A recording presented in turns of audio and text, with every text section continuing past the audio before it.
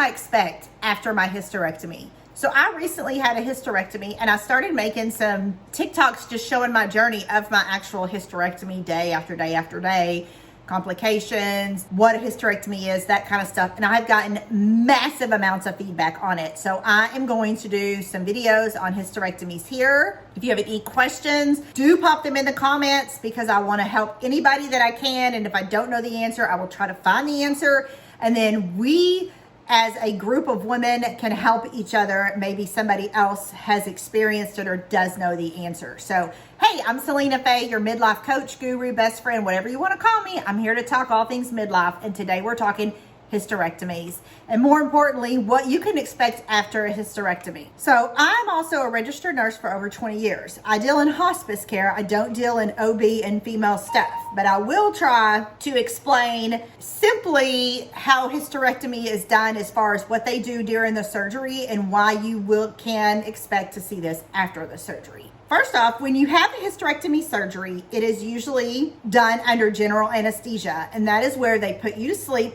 and they put a tube down your throat to your lungs, and they push air in there, making you breathe for yourself.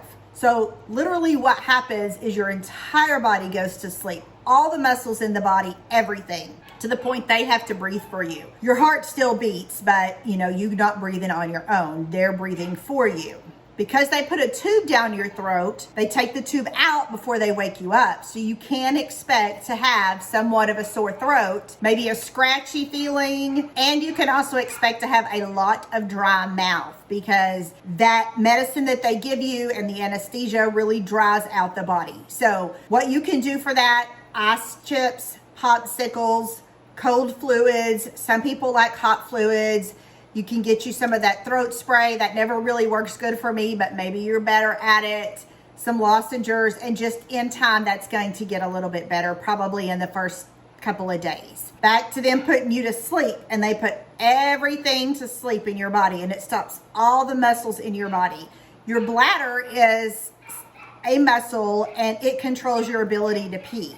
There's a lot going on down there in your lower abdomen where they're doing the surgery anyways. But they don't want pee getting in the surgical area, because that can cause infection. So they're going to put a catheter in you while you're asleep. And that just goes, a small little rubber thing pokes the bladder, and it drains urine out of the bladder. So they take that out before they wake you up.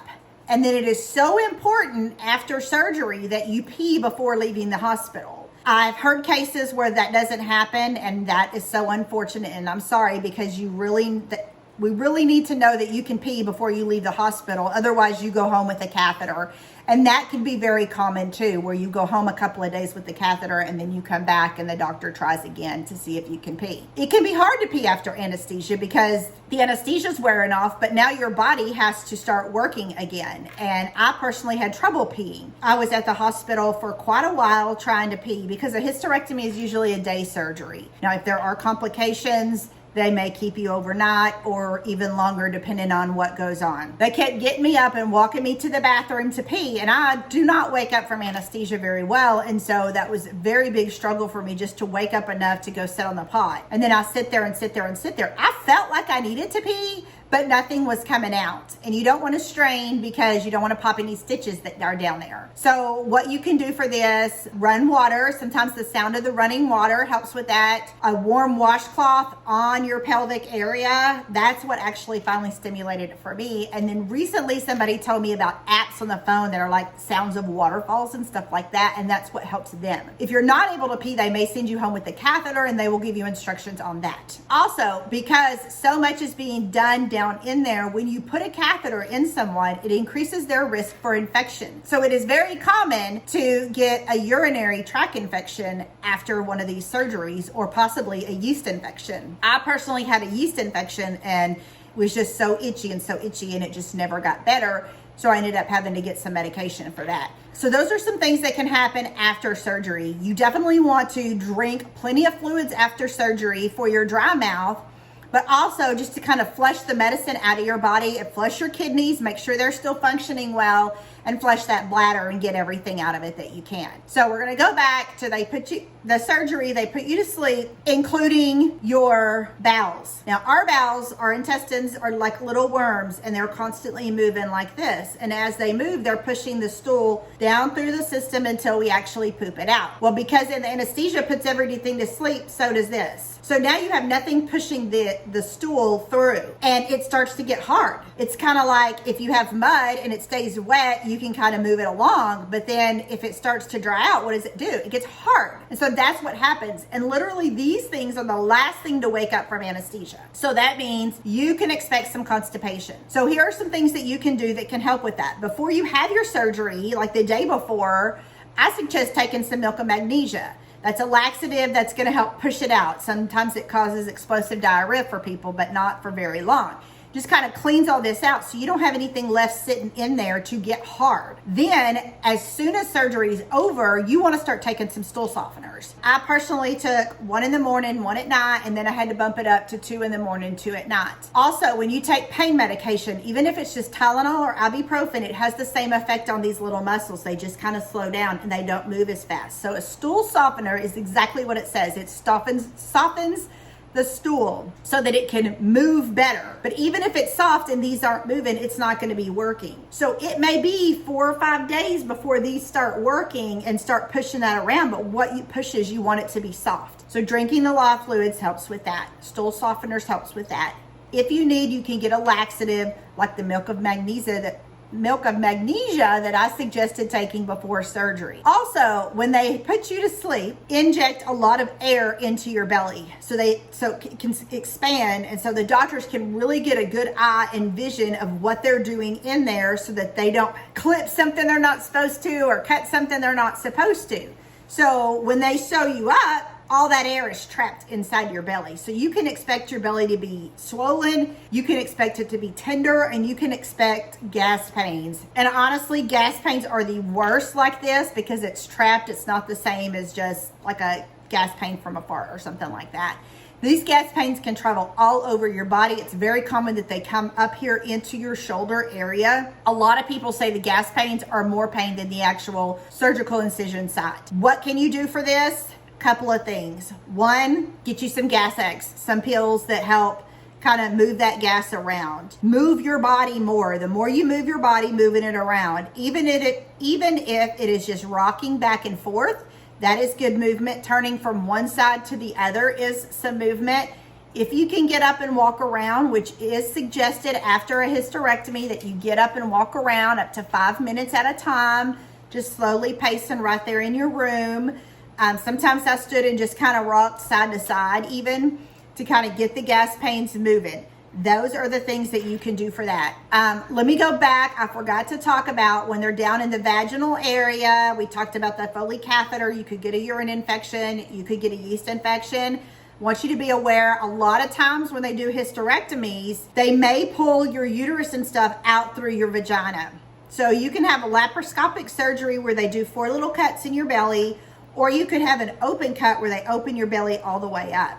They can remove the uterus both those ways, but it also depends on how big your uterus is, if you have fibroids, cysts, and anything else that may be going on in the situation. Mine personally, they did the laparoscopic with the 4 cuts, but then they pulled everything out through my vagina because it was too big to go through one of the cuts. Because of that, after surgery, and for probably the first day, I had a lot of swelling down there. It felt so uncomfortable. The hospital gave me an ice pack. Ice pack is great to use the first few days of probably day 1 through 3. The ice pack is great. I put my ice pack down in my vagina area because I wanted that swelling to go down. So ice makes your blood vessels constrict and get tight. And so that's why ice is so good for inflammation. Anytime an injury first starts, you don't want a bunch of blood going down there because it's just going to expand and swell, and that's where you get all the swelling and the edema. So I used my ice pack to bring kind of the swelling down in my vagina. Also, the ice pack is good for on the lower belly, like where they did the cutting and all the moving around. Because they're moving so much around inside our bellies when we're doing the surgery, you're going to have tenderness. You're going to have You know, some people explained no pain, extreme pain, and anywhere in between. I would say mine was probably more tenderness with some shots of pain in between that. So the ice pack is good for the vaginal area and the lower abdomen. After about day 3 on, I used a heating pad, and the heating pad is great because when you bring heat to the blood vessel, it helps it expand a little bit. And it brings all the blood in saying, I got to fix this, I got to fix this, I got to make this better. So everybody's different as to whether your body likes to be constricted when it's in pain or whether it likes to be expanded when it's in pain. So a heating pad is really good to like kind of lay over your belly. It kind of helps with the pain, but it also kind of helps that gas movement move around a little bit. You may have some pain in your lower back. You may have pain different spots. You really shouldn't have any bleeding. Now, it is normal that if they do the vaginal, removing the stuff out of the vaginal area, that you may have some spotting, and that is okay. But if you have like blood to the point you do on a menstrual cycle or where you need a pad or something, you really need to call your doctor because that is not normal. You really shouldn't. They're taking out the part of the body that causes all the bleeding, the uterus. So you shouldn't have that. If they take your ovaries out, you can expect to start going into menopause immediately and having side effects from that, which could be hot flashes, cold flashes, mood swings, high anxiety. Those are probably the biggest ones that you're going to feel right at first. A lot of times after general anesthesia, even if it is not where your ovaries are removed, you can expect to have hot flashes and cold flashes. Usually you start cold flashing, you're just freezing all the time, and then it goes into, you know, maybe some hot flashes. So for hot flashes, have you a fan available? Have you a cool rag? Plenty of fluids? You just have to grin and bear it. Women, that's just what life is for us, unfortunately. For the cold flashes, the heating pad works, a heated blanket, lots of blankets, warm clothing. You definitely want to have comfy clothing because you're going to be in the bed, you're going to be sitting a lot, and you don't want anything putting pressure there on the belly. Now, when you do get up and walk, especially right at the first few times after surgery, it's weird because I had this empty feeling in my belly. You know, it felt like they removed this big old huge gap from me when actually my uterus is probably about that big. But I just felt the emptiness, and it felt like my belly just went whoop, whoop, you know, when I turned to my sides. So a belly binder is good, and abdominal binder, you can get them on Amazon. Some hospitals give them out. Mine personally did not. It just kind of wraps around your belly real tight, so you don't have to hold a pillow there. Also, people just hold a pillow there, especially when you cough. You're going to be doing some coughing. The anesthesia goes down into your lungs. You're going to be doing some coughing to get that out. When you cough, it's going to hurt, especially your belly. So you want to put a little pressure on there with a soft pillow to kind of brace it a little bit. That helps when you cough. That helps if you sneeze. That helps when you move. So you can just get you a soft pillow. You can get a belly binder. Some people even just wrap themselves up in ACE wraps. So it's whatever works for you. I think I covered most of everything you should expect after a hysterectomy. Now, everybody is different. Some people are going to snap right after it and be great, and some people are going to struggle a little bit more. For the most part, you can expect these symptoms afterwards. If you're having something else, you need to contact your doctor because it's not normal. And I will see you ladies in the next video.